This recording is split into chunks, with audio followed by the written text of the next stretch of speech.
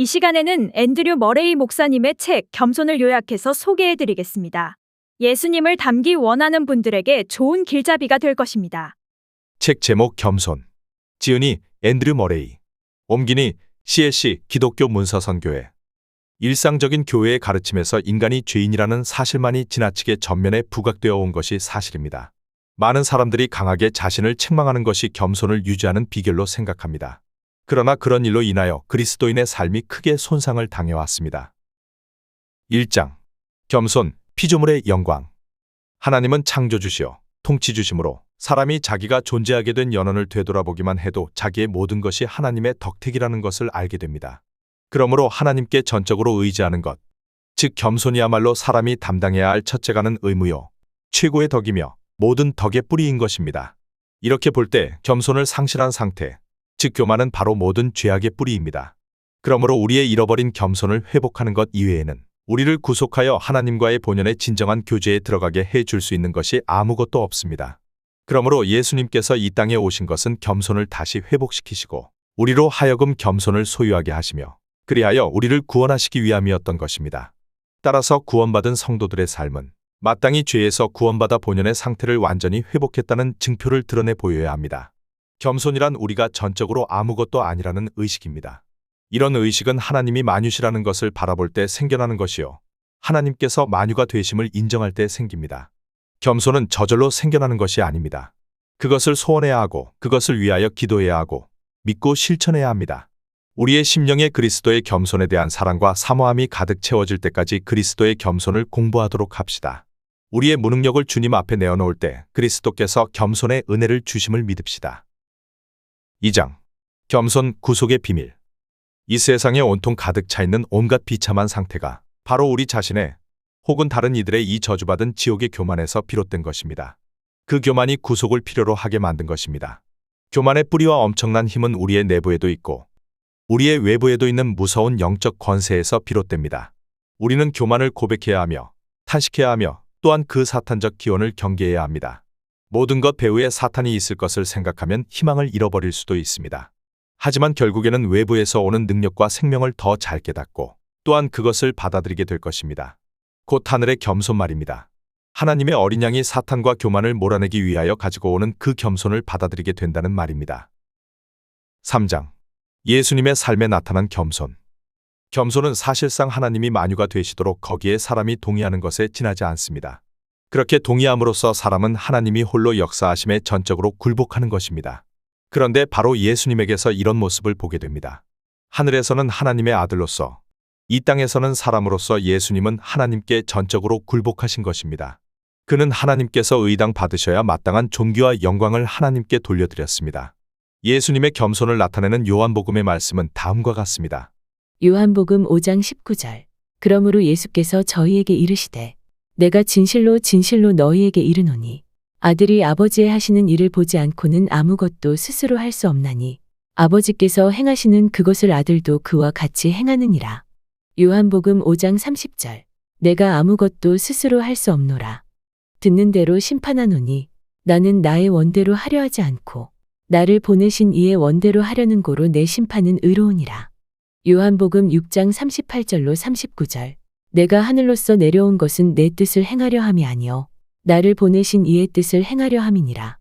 나를 보내신 이의 뜻은 내게 주신 자 중에 내가 하나도 잃어버리지 아니하고 마지막 날에 다시 살리는 이것이니라.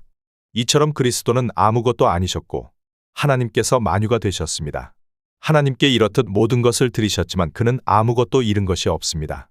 아버지께서 그리스도의 신뢰를 존귀히 여기셔서 그를 위하여 모든 일을 행하셨고 그를 영광 가운데 자기의 오른편에 올리셨기 때문입니다. 4장. 예수님의 교훈에 나타난 겸손. 예수님이 얼마나 겸손을 강조하셨는지는 주님의 교훈에 잘 나타나 있습니다. 마태복음 11장 29절. 나는 마음이 온유하고 겸손하니 나의 멍에를 메고 내게 배우라. 그러면 너희 마음이 쉼을 얻으리니. 마태복음 20장 28절.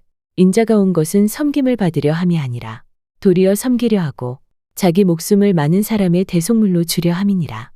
누가복음 22장 27절. 앉아서 먹는 자가 크냐 섬기는 자가 크냐 앉아 먹는 자가 아니냐? 그러나 나는 섬기는 자로 너희 중에 있노라. 요한복음 13장 14절.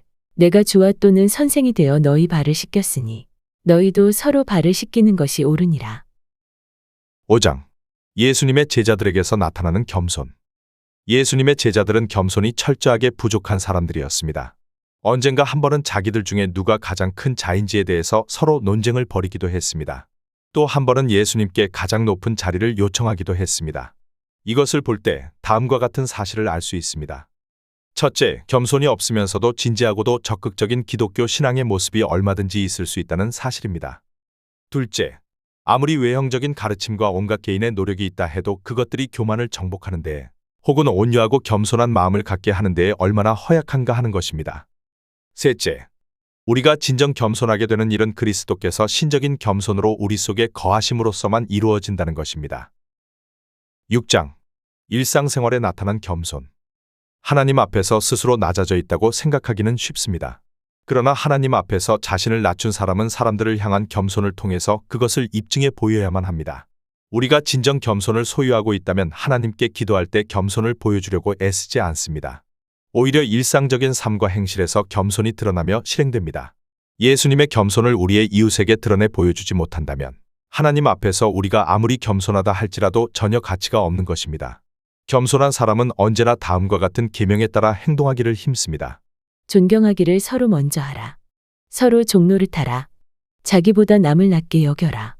피차 복종하라. 7장. 겸손과 거룩. 우리가 과연 거룩한가를 시험하는 틀림없는 한 가지 방법은 하나님과 사람들 앞에서 우리가 겸손한가를 보는 것입니다. 겸손이 우리의 진면목을 그대로 드러내는 것입니다. 가짜 거룩의 주요한 특징은 겸손이 없다는 것입니다. 8장.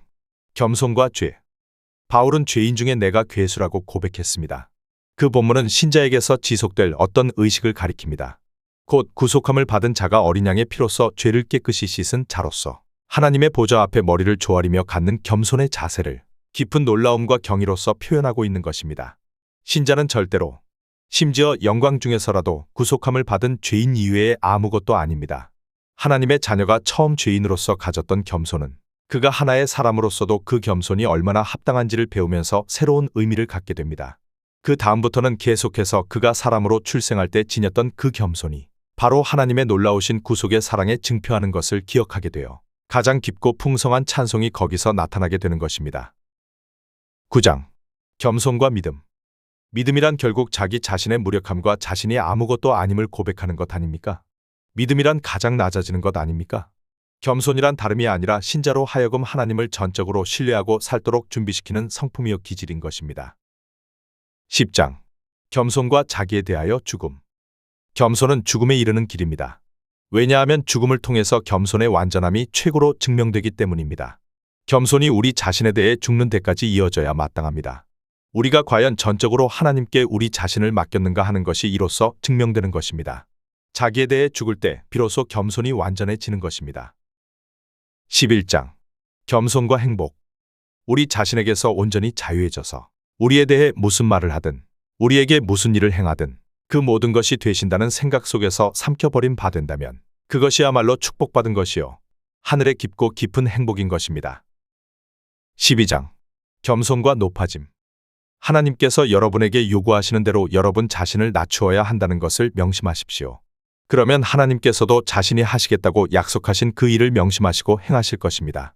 더 많은 은혜를 주실 것이요 정한 때가 되면 여러분을 높이실 것입니다. 13장.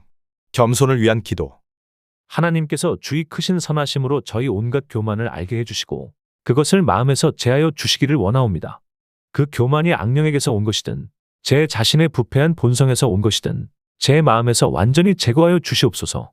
하나님의 빛과 성령이 거하실 수 있게 하는 그 겸손의 깊고 깊음과 그 진리를 깨닫게 하옵소서. 예수님의 이름으로 기도하옵나이다. 아멘. 문제는 구원의 확신이 있는 성도님들만 예수님을 닮아서 겸손하게 살기를 힘쓸 수 있는 데 있습니다. 나는 지옥에 갈 것이라고 믿는 성도님들은 예수님을 닮아서 겸손하게 생활할 이유가 없으므로 겸손하게 살기를 힘쓰지 않기 때문입니다. 구원의 확신을 가지려면 성경의 구원론 난해 구절들의 본뜻을 깨달아야 합니다. 대표적인 구원론 난해 구절들은 다음과 같습니다. 야고보서 2장 14절. 행함이 없는 믿음으로는 구원받을 수 없다. 빌립보서 2장 12절. 두렵고 떨림으로 너희 구원을 이루라. 마태복음 7장 21절. 하나님의 뜻대로 행하는 자라야 천국에 들어가리라. 히브리서 6장 4절로 6절. 한번 빛을 받고 타락한 자들은 다시 회개할 수 없다.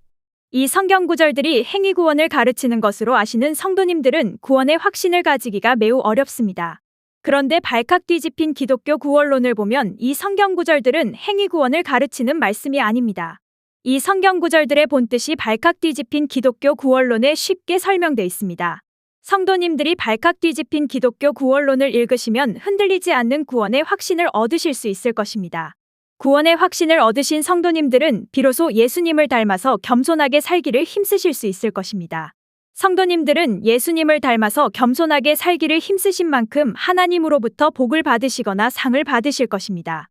구독, 좋아요, 공유는 방송을 하는데 큰 힘이 됩니다. 시청해주셔서 감사드립니다.